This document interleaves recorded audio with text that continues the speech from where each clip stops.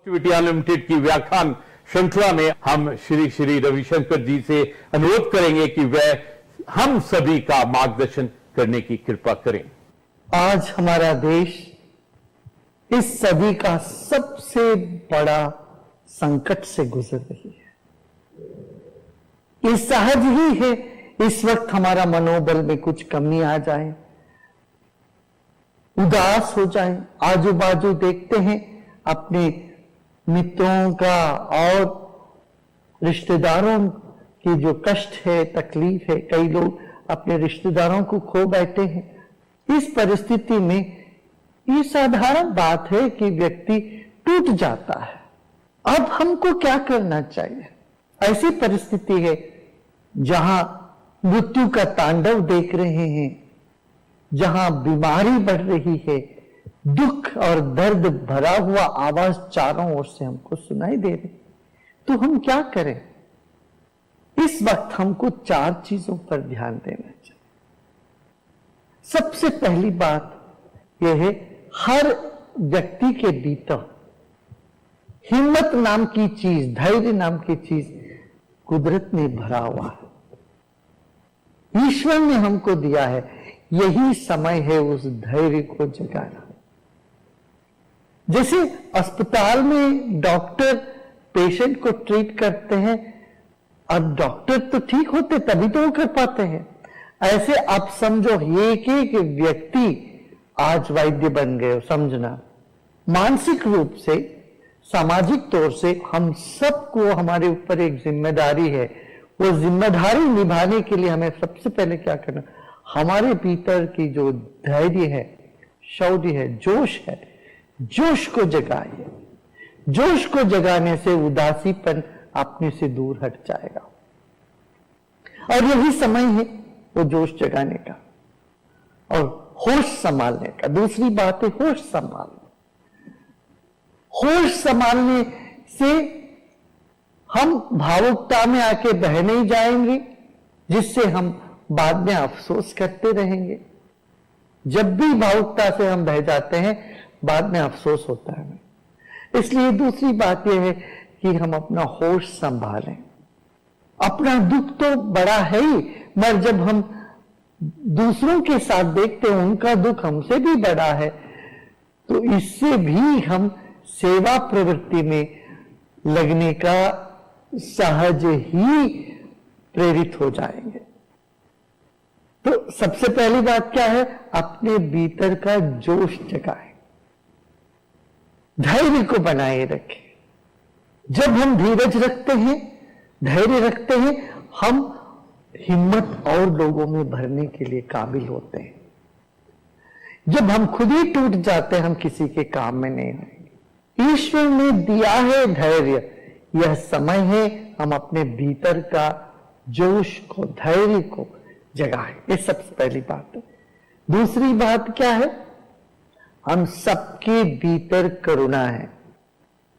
जब सब पार्टियां हो रही है, जब सब बढ़िया है, मौज कर रहे हैं, उस वक्त करुणा की क्या आवश्यकता है? करुणा का कब आवश्यकता है? जब व्यक्ति उदास है, दुखी है, दर्द से पीड़ित है, यहां करुणा अपने भीतर जगाएं। करुणा जगाने का मतलब यह है कि हम सेवा कार्य में लग जाएं। अपने से जो हो सकता है वो सेवा हम दूसरों को करें। आपने सुना होगा, एक नर्स, उसकी खुद की परिवार में किसी की मृत्यु हो गई, मगर वो अस्पताल में डटी रही, सेवा करती रही, ताकि उनको पता था कि और यहाँ जो मरीज है उनका देखभाल करने का जिम्मेदारी है मेरे ऊपर है। ये इस भाव से वो सेवा में डटी रही।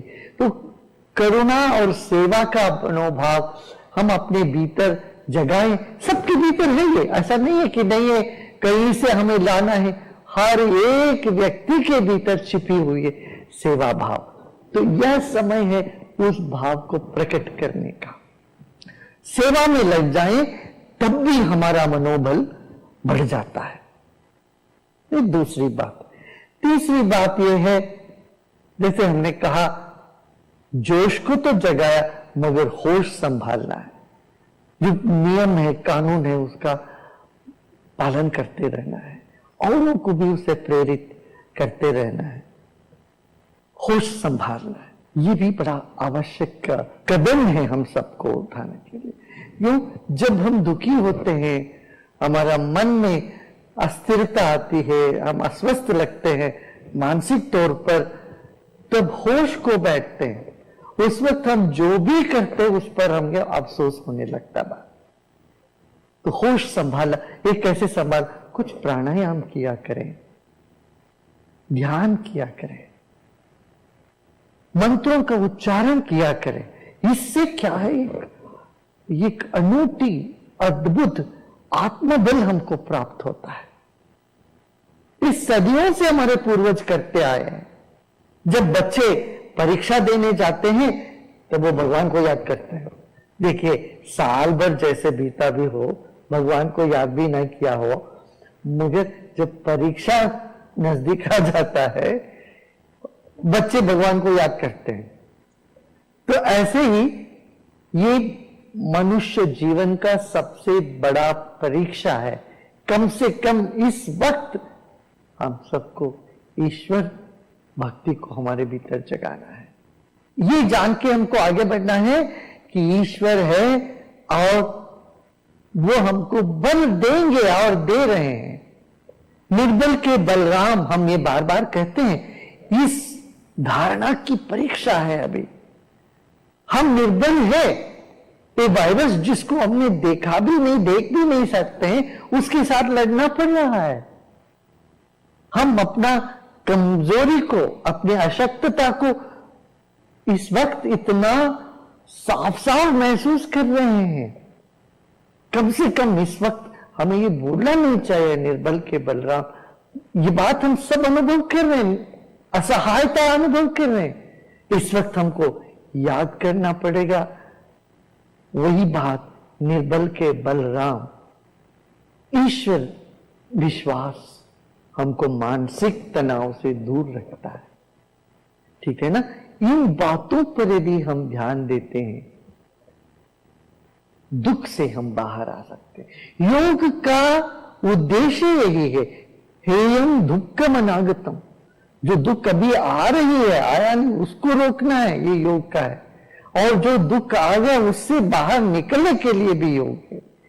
योग, प्राणायाम, ध्यान, इसको तो हमें जीवन में अपनाना चाहिए।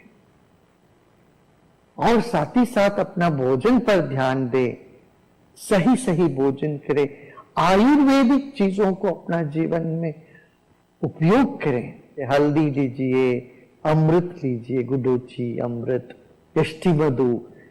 कोविड के बाद भी बहुत कमजोरियां होती है शरीर में। इस कमजोरी से बाहर आने के लिए भी हमें योग और आयुर्वेद का शरण में जाना पड़ेगा। जीवन में जितने भी कष्ट आए, उन सब कष्ट से बाहर निकालने के लिए ईश्वर विश्वास हमको बल देगा, आत्मबल को बढ़ाएगा। अंत में एक बात, दिन भर नकारात्मक बातें सुनो मत, देखो मत। आप टेलीविजन के जरिए, माध्यम के जरिए, लोगों के जरिए बात क्या होती है, एक ही बात होती है, क्या बीमारी बीमारी बीमारी नहीं। इससे हट के कुछ सकारात्मक बात करें, पॉजिटिव बातें करें। बातों से बढ़ जाती है समस्या, जो भी है। और बातें करते रहने से उसी के बारे में बढ़ता ही, अगर वो कम नहीं होने वाला है। इसलिए नकारात्मक मानसिकता और नकारात्मक बातों से हमें बचना चाहिए। जितना कम हो सके उतना कम करना चाहिए इन बातों। और जो वातावरण जो बोझिल लगता है उसको हल्का करने की हर व्यक्ति कोशिश करे। ये निश्चित है हम अवश्य इस संकट से बाहर आएंगे और विजेता बन के आएंगे। जब भी कोई ताकत हमको दबाने की चेष्टा करी, हम और बलवान होके उसे निखरते आए हैं। इस बात को हम याद रखें। हाँ, याद है ना। अभी जोश जगाइए, अपने भीतर का हिम्मत जुटाइए। करुणा का अभिव्यक्ति का यही समय है। अपने भीतर की करुणा को अभिव्यक्त करें, ईश्वर विश्वास को जगाए, योग साधना और आयुर्वेद पर ध्यान दे, अपने स्वास्थ्य का ध्यान दे, औरों का भी भला के लिए आप जो भी कर सकते वो करने में तत्पर हो जाए। इतना करने से हमारी जो ये मानसिक नकारात्मक स्थिति बढ़ती जा रही है, इससे हम बच सकते हैं। ओम शांति, जय हिंद।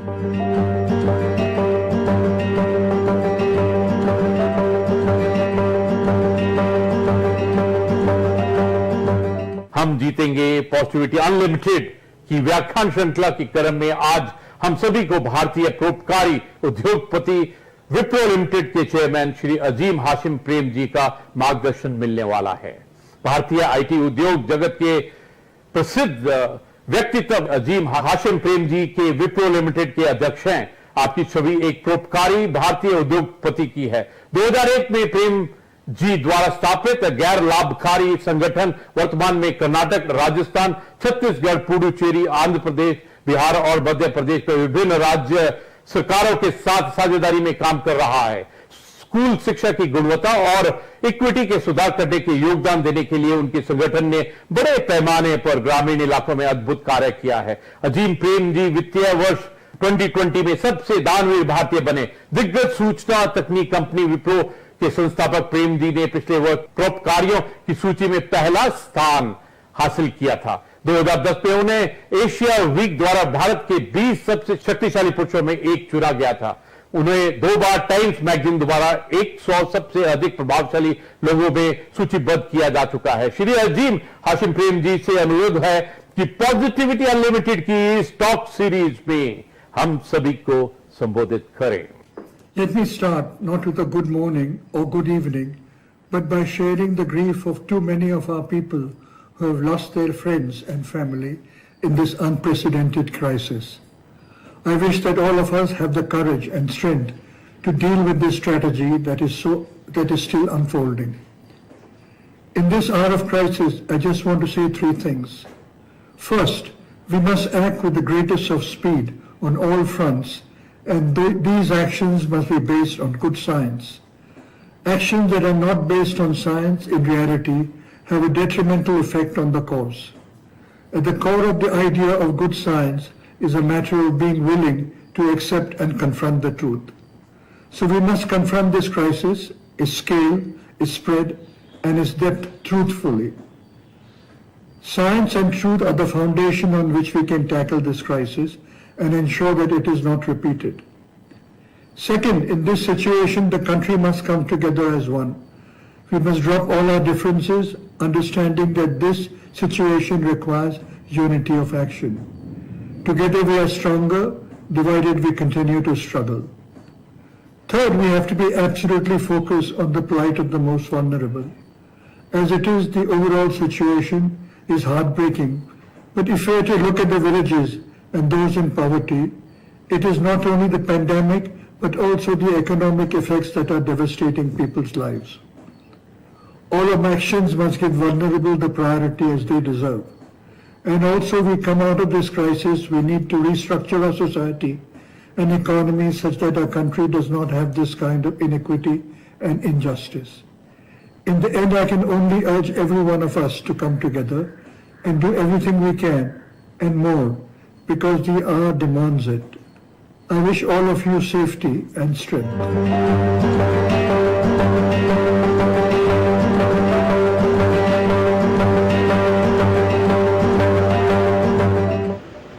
हम जीतेंगे पॉजिटिविटी अनलिमिटेड व्याख्यामाला की तीसरी वक्ता है पद्मश्री निवेदिता रघुनाथ भिड़े जी।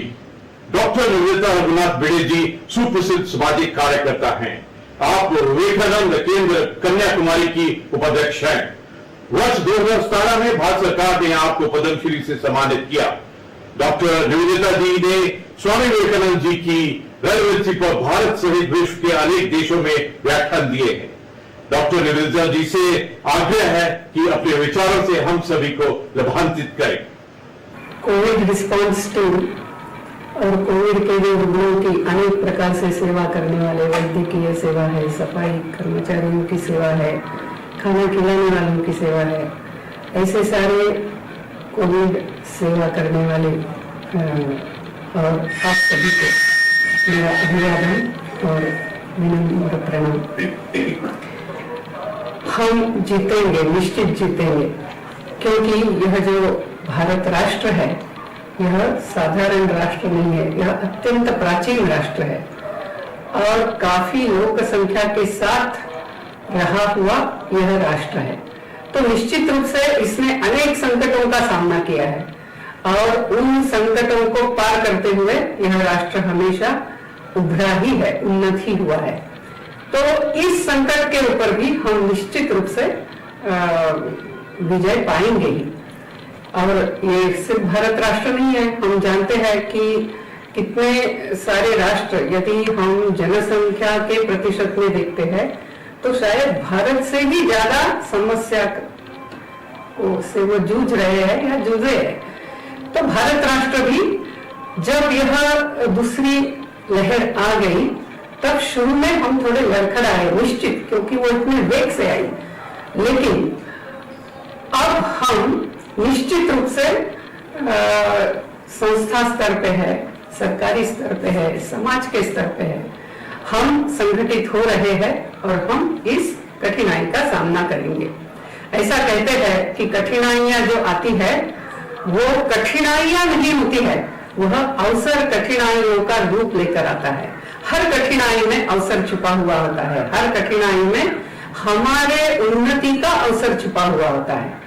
तो इस कठिनाई में भी यदि हमें इसका सामना करना है, विजय प्राप्त करने तक सामना करना है, तो इसमें छुपे हुए 5 अवसरों को हम निश्चित रूप से देख सकते हैं। एक है, हमें अपनी प्राण शक्ति को वाइब्रेंट करना है, प्राण शक्ति बढ़ाना है।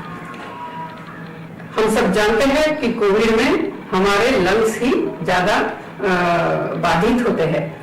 तो यह जो प्राणायाम है, प्राणायाम के बहुत विविध प्रकार वगैरह हम अभी ऑनलाइन भी सीख सकते हैं, वो जरूर कर सकते हैं, लेकिन एक सरल सा जो है कि हम शांत बैठते हुए, यदि हम बीमार हैं तो इवन लेटे हुए भी हम एकदम रिदमिक, स्लो, डीप ऐसा ब्रीदिंग आउट पहले करना है।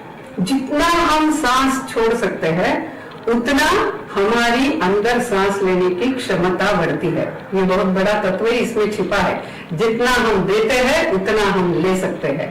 तो जितना धीरे धीरे हम जितना अच्छी तरह से सांस छोड़ पाएंगे उतना हमारी सांस लेने की शक्ति यानी प्राणवायु अंदर जाने की यानी हमारी प्राण शक्ति बढ़ने की उसमें संभावना होती है। एक बार मुझे बहुत बरस पहले की बात है, मुझे उस समय अपने देश में योग इतना फैला हुआ नहीं था, तो एक व्यक्ति मुझे बता रहे थे कि आपको पता नहीं, छोटी छोटी योग की प्राणायाम की बातें सीखने के लिए मुझे हिमालय में बहुत जगह घूमना पड़ा। योगियों से जो अंदर अंदर गुफा में छिपे हैं उनसे पूछना पड़ा। आज हमारा भाग्य ये है कि ये सारा उपलब्ध है, सिर्फ हमने निश्चित रूप से बैठते हुए यह करने की ही आवश्यकता है। तो यह पहला कि हम अपनी प्राण शक्ति बढ़ाए। उसमें और एक है जो कल ही मैं देख रही थी, वो कितना उस पर रिसर्च हुआ है ये मैं नहीं जानती, लेकिन अलग प्रकार से रिसर्च निश्चित हुआ है और वो ऐसा कहते हैं कि यदि हम ओंकार का उच्चारण बार बार यानी कुछ समझे 5 मिनट के लिए 10 मिनट के लिए सवेरे और शाम को करते हैं तो उससे हमारी इस कोविड से मुकाबला करने की शक्ति बढ़ती है। हम सब जानते हैं कि ये पूरा विश्व ही एक स्पंदन है, यानी आज अभी मैं बोल रही हूँ वो स्पंदन के रूप में अलग अलग एनर्जी में सेव होते हुए आखिर आप सबके पास पहुंच रहा है। तो हर कुछ स्पंदन है, यानी शब्द स्पंदन है, हम देख रहे हैं वो स्पंदन है। ये कुर्सी है, इसमें छोटे छोटे अणु परमाणु है, उसमें भी बहुत वेग से स्पंदन चल रहा है। तो ओंकार का जो स्पंदन है वो शरीर में सकारात्मक बदलाव लाता है। ये अन्य रिसर्च में संशोधन में सिद्ध हुआ है, कोविड को लेते हुए अभी नहीं हुआ है, लेकिन एक डॉक्टर अपना अनुभव बता रहे थे कि यदि हम ओंकार का उच्चारण करते हैं तो हमारी वह शक्ति बढ़ती है। अभी ओंकार का उच्चारण हम दोनों संध्या के समय, यानी जैसे प्रातः संध्या है और सायं संध्या है, दोनों समय यदि करते हैं तो उस समय स्पंदनों को रिसीव करने की और उसके अनुसार शरीर में परिणाम लाने की शरीर और मन की तैयारी ज्यादा होती है। तो इसीलिए अपनी प्राण शक्ति बढ़ाने के लिए एक अवसर हमें मिला है। और ये प्राण शक्ति हमें सिर्फ अभी कोविड से लड़ने के लिए नहीं, पूरे जीवन में ही आवश्यक होती है। तो वो हम आत्मसात करेंगे और निश्चित रूप से, नियमित रूप से प्राणायाम और ओंकार के पठन में हम लगेंगे। दूसरा जो है जो अवसर छिपा है वो है मन की अनंत शक्तियों को समझना। यानी मन यदि हार जाता है तो हम हार जाते हैं। मन यदि सोचता है कि मैं ऐसे करूंगा तो वैसा हो सकता है, क्योंकि हमारा जो अवचेतन मन है, सचेतन मन नहीं अवचेतन है, उसकी शक्ति प्रगाढ़ है। स्वामी विवेकानंद का पावर शब्दमयी पुस्तक है। आज आप इंटरनेट में डालिए कि पावर्स ऑफ सबकॉन्शियस माइंड, आपको ढेर सारे पुस्तकों की नाम मिलेंगे। मैंने बहुत बरस पहले एक कहानी पढ़ी थी। वो कहानी बहुत प्रसिद्ध कहानी है। उस कहानी में एक युवती बीमार थी और वो बीमार हो गई। पतझड़ का ऋतु था और उसके खिड़की के बाहर जो बेला थी उसके यानी क्रीपर जो थी उसके एक पत्ते गिर रहे थे और उसके मन ने ये ठान लिया कि जब पूरे पत्ते गिरेंगे मैं मर जाऊंगी। और जैसे ही पत्तों की संख्या कम होती गई, इसकी रोग से लड़ा देने की इच्छा ही समाप्त हो गई। वो बोल रही थी बस अब तो 2 ही पत्ते बचे हैं, ये गिर जाएंगे तब तो मेरा आयुष्य समाप्त हो गया। तो दूसरा एक जो कलाकार, ये सारे कलाकार ही थे, कलाकारों की कॉलोनी थी वो, तो दूसरे एक कलाकार ने ये समझ लिया कि ये मन से हारी है। तो उन्होंने क्या किया, उन्होंने रात में बैठते हुए बाहर उस खिड़की के कांच पर ही उस बेल के 2 पत्तों का उन्होंने चित्र निकाला। बाद में वो बेल के तो 2 पत्ते गिर गए, लेकिन ये बीमार थी और दूर से ऐसे खिड़की से देखती थी तो उसको लगा ये बेल के 2 पत्ते ऐसे ही है। अभी पत्ते गिरने का समय हो गया फिर भी पत्ते गिरे नहीं है। और फिर उसको उत्साह आ गया कि नहीं, इसका मतलब मैं मरने वाली नहीं हूं। यानी ये मन की शक्ति है। हम यदि डर गए कोरोना होगा क्या तो वो हो जाएगा, मुझे बहुत सीरियस होगा क्या तो सीरियस हो जाएगा। और यानी हम जैसा सोचते हैं वैसा हम होते हैं। तो इसीलिए ये मन की शक्ति बढ़ाना है। तो रोज मैं क्या चाहती हूँ, मैं स्वास्थ्य चाहती हूँ, मैं सबके साथ योग्य व्यवहार करना चाहती हूँ। तो जब ये अवचेतन मन, वो तो हमेशा जागरूक रहता है, सचेतन मन जब शांत होने का समय होता है यानी निद्रा के पहले, और जब हम सवेरे उठते हैं, हम थोड़ी देर के लिए यदि स्वास्थ्य का सकारात्मक विचार करें, अपने पूरे परिवार का, समाज का, राष्ट्र का, इस पूरे मानव समाज के सामने जो समस्या है उसका सकारात्मक विचार करेंगे तो मन की जो सकारात्मक शक्ति है वो निश्चित रूप से जागृत होगी। तो दूसरा ये हमें अवसर मिला है अपनी मन की शक्ति सकारात्मक कार्यों में लगाने का तरीका प्राप्त करने का। तो ये दूसरा अवसर मिला है। फिर तीसरा जो है कि आज कभी होता नहीं था, हमेशा हर कोई अपने इसमें है, बच्चे अपने पढ़ाई में है, स्कूल में जाते हैं, माँ पिताजी अपने काम में हैं, लेकिन आज हम एक जगह बैठना पड़ रहा है, परिवार एक साथ है। तो रोज टीवी पे क्या चल रहा है और डर के मारे शायद अपने परिवार में भी किसी को कोरोना हो रहा है, ये सारा लेते हुए सतत नकारात्मक भय के वातावरण में रहने के बजाय आज हमें जो एक साथ रहना है, हम कैसे रहेंगे? तो यह जो कालखंड है जब हमें एक साथ अंदर ही रहना पड़ा है, वो हमारे बच्चों के, हमारे परिवार के स्मृति में एक अविस्मरणीय ऐसा काल हो, ऐसा प्रयास हम करेंगे। और बहुत ज्यादा ये टीवी वगैरह कितना कोरोना हो रहा है, कितनी संख्या बढ़ रही है, ठीक है, एक बार देख लिया हो गया, बाकी हमारा समय ऐसे सकारात्मक इसमें लगाना चाहिए। और हम कितने प्रकार से लगा सकते हैं, यानी हम ही जानते हैं कि यदि परिवार तय करता है तो बहुत सारा कुछ हो सकता है। आप ऐसा भी कर सकते हैं कि आप एक नई भाषा सीखने का तय कर सकते हैं, तो सब लोग सीखेंगे। आजकल मोबाइल पे तो सारे ऐप उपलब्ध है, हम भाषा सीखेंगे, फिर हम एक दूसरों के साथ एक दिन उसी भाषा में बोलेंगे। ये शुरू कीजिए, हमारा सारा दिमाग अच्छे इसमें लगेगा, हम नई भाषा सीखेंगे।